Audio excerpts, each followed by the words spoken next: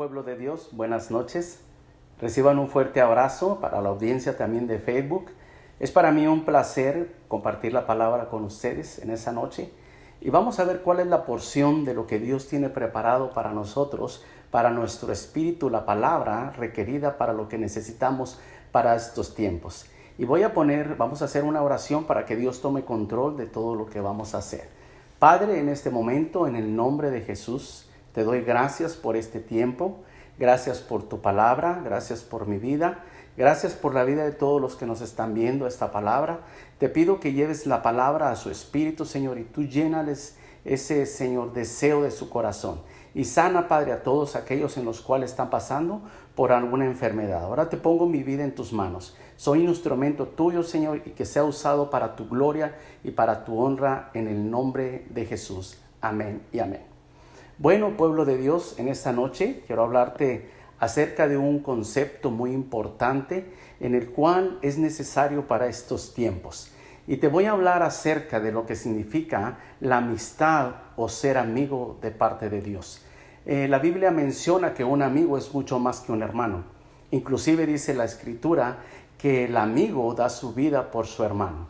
Y nosotros pudiéramos ver en la Escritura que Dios maneja diferentes personajes en los cuales los considera amigos de Dios. Tenemos, por ejemplo, un ejemplo, luego al iniciar la Escritura podemos empezar a abrir desde el inicio y vemos a nuestro padre Abraham. Nuestro padre Abraham era considerado amigo de Dios, quizás por su obediencia, tremendo varón de Dios en obediencia. Y nosotros pudiéramos darle un toquecito a su información y ver cómo en cierto momento Dios iba a venir a destruir Sodoma y Gomorra. Y tú y yo pudiéramos ver que pudiera venir Él directamente del cielo a la tierra en una sola línea. Pero la Biblia no registra eso, sino que la Biblia registra que Él visitó primeramente la casa de su amigo, en este caso Abraham, y empezó a entablar una comunicación con él. De tal manera que Él empezó a decir, si hubieran 40, quizás si hubieran 30, si hubieran 10 intercesores, Él no iba a hacer lo que tenía en su corazón con esta nación. Pero a lo que voy es que Él visita la casa de sus amigos. Y así pudiéramos avanzar en la Escritura o en la Biblia y ver otro ejemplo. Por ejemplo, tenemos el caso en el Nuevo Testamento de nuestro hermano Pedro. Pedro también era considerado amigo de Dios. Y quizás tú me pudieras preguntar y decir, pero mi hermano, ¿cómo usted dice que Pedro era también considerado amigo de Dios y él fue uno de los que le entregó a través de su negación? Y bueno, qué bueno que me preguntes esto y que no me preguntes si fueron 3 gallos o 3 cantos o 3 negaciones, porque a estas alturas ya uno ya ni sabe. Bueno, es una broma nada más. Pero mira, déjame te digo por qué también era considerado amigo de Dios. Porque dice la Biblia que en cierto momento, cuando Jesús andaba caminando entre las aldeas, entre los pueblos, llevando las buenas nuevas de salvación a la gente, aquel mensaje en el cual Dios traía la salvación. De repente un día Jesús les dice a sus discípulos, ¿saben qué? Es tarde, vayamos a casa a descansar. Y tú te das cuenta que de repente llegan y no van a Judá de Belén, donde es Jesús, sino que ellos regresan a Capernaum, donde es la casa de Pedro. Y trae y aborda la casa de Pedro y trae una tremenda, pero tremenda bendición porque sana a su suegra. A lo que voy es que él visitó la casa de sus amigos. Ahora, para que hayan pasado estas cosas, nosotros vemos que en los 2 ejemplos en los cuales te estoy poniendo, a ellos dos les pidieron algo. Por ejemplo, en el caso de nuestro padre Abraham, que fue el primer mensaje que te dije, el primer ejemplo. A nuestro padre Abraham, de repente un día Dios, el Dios que hizo los cielos y la tierra, el universo y todo lo que en ellos hay, le pidió algo a nuestro padre Abraham. Y sobre él le dijo, ¿sabes qué? Necesito que me des a tu hijo en sacrificio. Imagínate nada más qué tremenda petición le hizo Dios. Pero nosotros vemos que Dios le pide esto y él dice, a mi hijo Isaac, sí, a tu único Isaac, al hijo de la promesa, entrégamelo en sacrificio. A ese que significa risa, a él al que batallaste por mucho tiempo para traerlo a la vida, en el cual metiste tu mano para adelantar el proceso. entrégamelo en sacrificio. Y dice la Escritura que Dios tuvo que detener la mano de Abraham, porque sabes que a través de su obediencia, él, yo creo que ya había realizado la orden de lo que Dios le había pedido en su corazón. Entonces Dios tuvo que detener la mano para que no lo hiciera, porque él era un varón con tremenda obediencia. Pero también podemos ver el otro ejemplo, el ejemplo que te puse también de Pedro. De repente sobre Pedro llegó Jesús y le pidió ciertas cosas a Pedro. A Pedro llegó y le dijo, ¿sabes qué? Entrégame tu barca. Dame tu barca, le dijo. Ahora, ¿qué significaba la barca para Pedro? Bueno, era el sustento.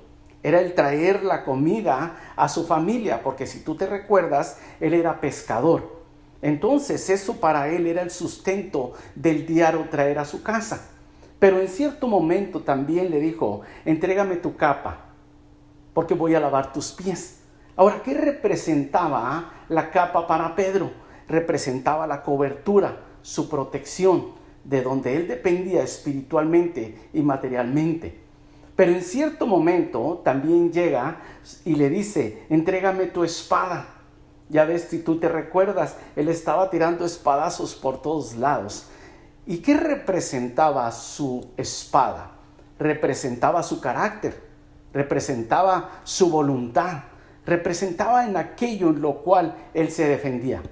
Pero Dios llega, Jesús llega y se lo pide también.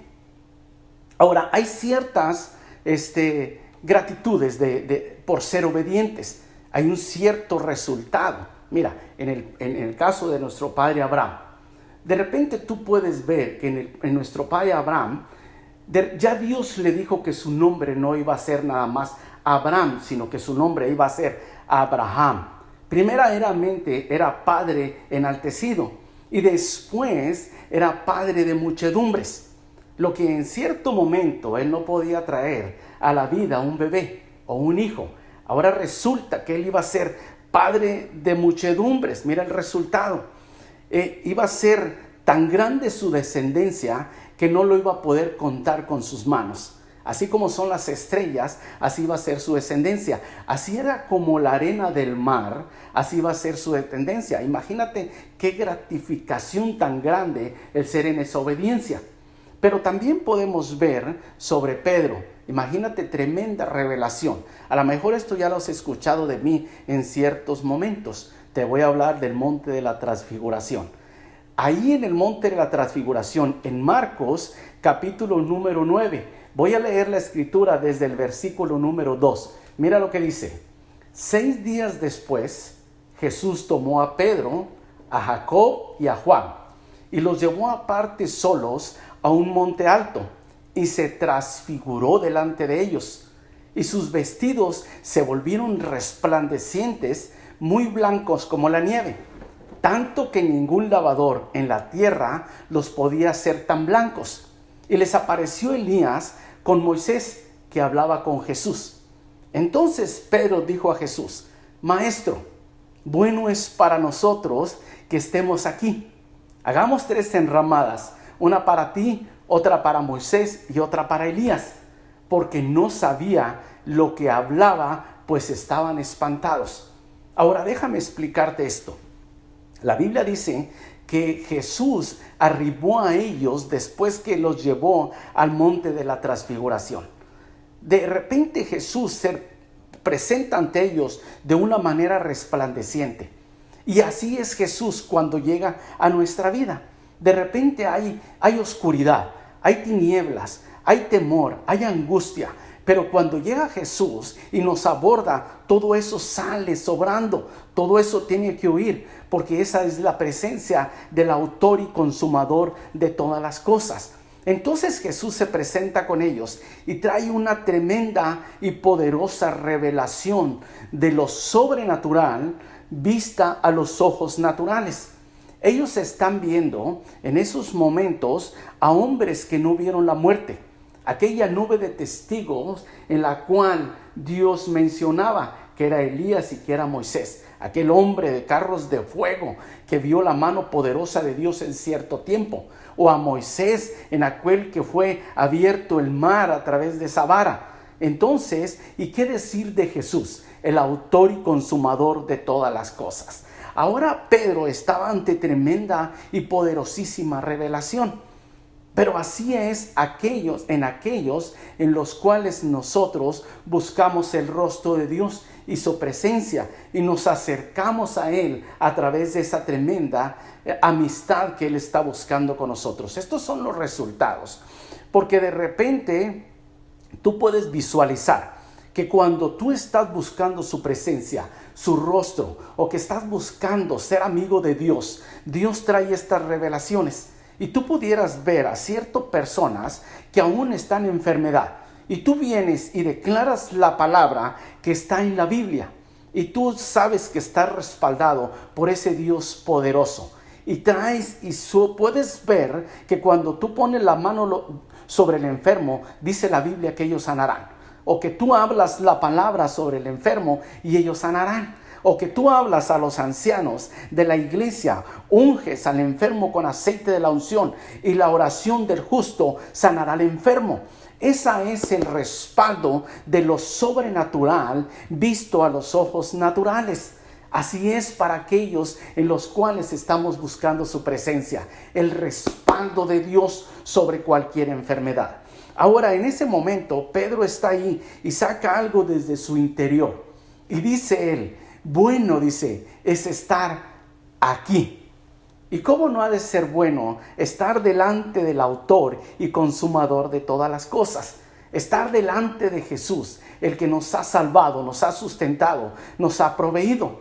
Él saca esto de su interior y dice, bueno es estar delante de ti.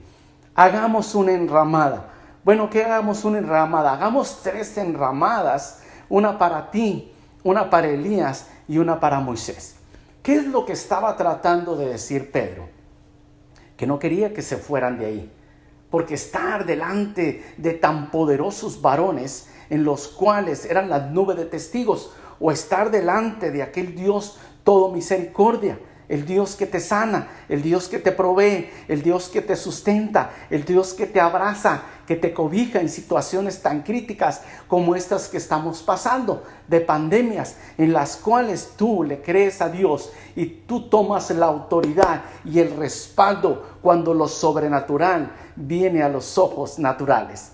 Entonces Pedro dice estas palabras: yo no quiero que te vayas. En otras Biblias dice que hagamos habitación para que te quedes, o hagamos lugar para que no te vayas. Imagínate, este es el respaldo que Dios da en aquellos en los cuales Dios te acerca para tener esa amistad con Él. Ahora quiero hablarte un poco acerca del último campamento que tuvimos los varones. Ese campamento a mí me marcó la vida, y déjame decirte por qué. Porque cuando empezamos en ese campamento, yo tenía una orden de parte de mis pastores de que estuviera visualizando lo que se estaba moviendo en el mundo espiritual. Pero yo estaba con un ojo al gato y con otro al garabato, porque había unas tremendas palabras de los siervos que estaban compartiendo. Y yo estaba ahí absorbiendo todo lo que estaba pasando. Y yo veía y me acuerdo que Dios dijo: ¿sabes qué? Tráeme tus generaciones. Entrégame tus generaciones. Casi lo mismo que le estaba pidiendo a nuestro padre Abraham o también a Pedro. En ese momento yo pude visualizar que Dios nos estaba pidiendo cosas. Dame tu generación. ¿Sabes qué? Dame a tu hijo. O dame a tu hija, aquella que ya no puedes con ella. O dame aquella enfermedad en la cual ya no puedes, ya estás cansado, entrégamela a mí. Y yo me acuerdo que esa vez me vino la revelación de la palabra. Y me dijo el Señor: una vez que tú entregas las cosas en el altar, ya no son tuyas. Eso ya le pertenece a Dios. Tú ya no te tienes que preocupar cuando entregas las cosas. Cuidado, porque Dios en esta noche nos va a pedir cosas a nosotros. Pero entonces llegó un momento en que Dios hasta el celular nos pidió. Y ahí estábamos todos los varones. Llevamos el celular al altar. Imagínate nada más. Lo bueno es que Dios no se sabe la clave de nuestro celular. Si no, imagínate qué bochorno. El que pudiera él ver que por cierta equivocación a lo mejor se abrieron cosas que no se dieron haber abierto. Pero si Dios nos estaba pidiendo las cosas, es porque Dios quería hacer algo en nuestras vidas. Ahora, yo quiero hablarte en esta noche de unos puntos muy importantes que hacen que nosotros nos acerquemos a la presencia de Dios, que nos fortalezcamos en su presencia. Y 3 cosas importantes. Primero de ellas es la obediencia. Ya te he estado hablando desde el inicio acerca de la obediencia. Y también el otro punto viene siendo la palabra de Dios. Y la otra, la oración. Pero primero quiero hablarte acerca de la obediencia. La obediencia tiene 3 puntos principales.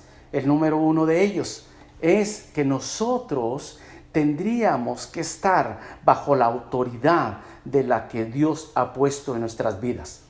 Porque Dios pone autoridades en lo natural y en lo espiritual. Y entonces nosotros tendríamos que estar bajo esta autoridad. Y en este caso pudiéramos poner bajo la autoridad de nuestro Señor Jesucristo. Pero hay otro punto importante. Este punto es el segundo punto. Cuando yo investigué esto en el diccionario pude ver que eran puntos muy trascendentales, muy buenos para nosotros. Y el segundo punto era este. Dice que tú tienes que poner atención a lo que se te diga para poder llevar a cabo lo que se te pide. Y en ese punto, yo te digo sinceramente, yo estuve batallando por un tiempo porque no ponía atención a lo que se me hablaba. Y en ese punto, mira, en ocasiones yo podía ir con mi familia caminando en el carro o en cierto punto y a lo mejor con las personas que iban, con mi esposa y con mi hija y con mi hijo. Y ellos iban platicando conmigo y yo iba también ahí tratando de escuchar. Pero ¿crees que de repente mi pensamiento se iba a otro lado donde yo no les estaba poniendo atención? Y quizás mis respuestas eran, ajá, muy bien, y hasta les ponía el signo de interrogación. Pero entonces ellos en el siguiente de lo que estaban tratando de sacar esas palabras que las mujeres necesitan soltar, ella se podía dar cuenta que yo no le estuve poniendo atención. Imagínate, y de repente ella me dijo, oye, tú nomás me estás siguiendo la corriente. Y esto se ponía difícil cada vez porque no sabía escuchar para poder entender. Ahora, el tercer punto, ese punto es el que tienes que obedecer lo que se te dice. Y te das cuenta, los primeros 2 puntos son esenciales para poder realizar lo que Dios te pide. Por ejemplo, ahorita Dios nos puede decir a nosotros, como seres humanos en esta pandemia, ¿sabes qué? Cuídate, guárdate, utiliza tu tapabocas, lávate tus manos cada vez. No te juntes con personas que a lo mejor pueden tener alguna situación difícil en su vida. Y a veces no obedecemos, no nos hacemos responsables de las cosas que podemos estar viendo y caemos en el error. Entonces nosotros tenemos que obedecer. Ahora, el tercer punto era de que tenemos que obedecer lo que se nos pide. ¿Qué nos pide la misma palabra de Dios? La palabra nos pide que leamos la Escritura, que nosotros nos alimentemos de la palabra de Dios. Y yo quiero leer la Escritura en 2 de Timoteo, capítulo número, ahorita lo voy a ver el capítulo, el 2 de Timoteo 3, 16 y 17. Mira lo que dice. Toda la Escritura es inspirada por Dios y es útil para enseñar, para redarguir, para corregir, para instruir en justicia, a fin de que el hombre de Dios sea perfecto, enteramente preparado para toda buena obra. La palabra de Dios tenemos que tenerla nosotros constante en nuestra vida. Es como el alimentar el cuerpo todos los días. A veces lo alimentamos por la mañana, a veces por la tarde y a veces por la noche. Y a veces le incluimos también en media tarde algo por ahí. Bueno, así tendría que ser nuestro cuerpo espiritual. con la palabra de Dios. Acuérdate que la palabra es aquella que puede llegar hasta nuestro ser interior y transformarnos desde adentro hacia afuera. Esa palabra debe estar ahí constante en nuestra vida. Tú y yo deberíamos de estar viendo la palabra en la mañana, al mediodía y en la noche. Ahorita tú y yo podemos ver que nos hemos estado poniendo la palabra con nuestra pastora Rosy Cisneros, leyendo la palabra constante. Así tú tendrías tu sabiduría plasmada en lo que es la sabiduría de Dios y no en la sabiduría del hombre. La palabra de Dios. ¿Tú quieres que te hable Dios? Ahí está la palabra. ¿Tú quieres ver sanidades en tu vida? Ahí está la palabra. ¿Tú quieres ver la guianza de Dios en el caminar contigo? Ahí está la palabra. La palabra es la que nos instruye a nosotros como hijos de Dios para poder avanzar en lo que Él quiere hablarnos en nuestra vida. Entonces tú y yo tendríamos que tener esa palabra viva y eficaz en nuestra vida. Ahora el otro punto es la oración. La oración, bueno, déjame leerte Hebreos capítulo número 3, verso 12. Porque mira lo que es la palabra. La palabra de Dios es viva y eficaz y más cortante que toda espada de dos filos, y penetra hasta partir el alma, el espíritu, las coyunturas, los tuétanos, discierne los pensamientos y las intenciones del corazón. Mira lo que es la palabra. Y si tú te recuerdas unos versículos en los cuales Dios nos decía que se la leyéramos a nuestros hijos, que la trajéramos a diario, en la mañana, en la tarde y en la noche. Entonces esa palabra tendría que ser parte de nuestro vivir para fortalecer nuestro espíritu. Ahora sí, la oración. La oración es la comunicación que hay entre Dios y tú. Alguien que escucha y alguien que habla. Alguien que habla y alguien que escucha. El murmurar. El que te hable al oído constantemente, el que por la mañana tú puedas estar en comunicación con Él. ¿Hacia dónde voy? ¿Debo ir o no debo ir? La guianza de la oración es la misma voz de Dios diciéndote cuál es el caminar a seguir. Esa oración es la que fortalece tu espíritu y mi espíritu con Él. Puede ser en lenguas, puede ser en la mañana, puede ser al mediodía, puede ser en el transcurso del día, en tu espíritu, tener una oración constante con Él. ¿Para qué? Para que podamos fortalecer nuestro ser interior. Ahora, déjame decirte esto. Con estas cosas de la obediencia, de la lectura de la palabra y de la oración, así Dios empieza a ver a un creyente como tú y yo de acuerdo a su corazón, cuando llevemos todas estas cosas a la práctica. ¿Y cómo es que un hombre o una mujer pudieran ser en amistad con Dios? Tú te recuerdas cómo David era conforme al corazón de Dios, y tú pudieras visualizar entonces cómo Dios hizo el llamado a David. ¿Te recuerdas cómo en cierto momento, allá en el libro de Samuel, capítulo número 16, ahorita lo vamos a leer, todavía no lo voy a leer, en ese tiempo Dios mandó a Samuel a que fuera a ungir a David, y entonces va sobre la casa de Isaí allí en Belén, y se ponen ciertas situaciones para que pudiera llegar a donde estaba. Pero Dios dio la estrategia a Samuel para llegar a donde estaba Isaí. Y lo hizo como que fueran a ir a hacer el sacrificio. Y se pone sobre él. Y de repente ahí le dice, ¿sabes qué? Jehová Dios de los ejércitos va a ungir en este día a alguien de tu casa. Así Dios nos dice en este día. Dios va a ungir en este día a alguien de nuestra casa. Quizás a mí, quizás a ti, o quizás a uno de nuestros hijos. Y lo va a ungir con esa unción de llamarnos a Él, a hacer una amistad con Él. Bueno, se presenta delante de Isaí.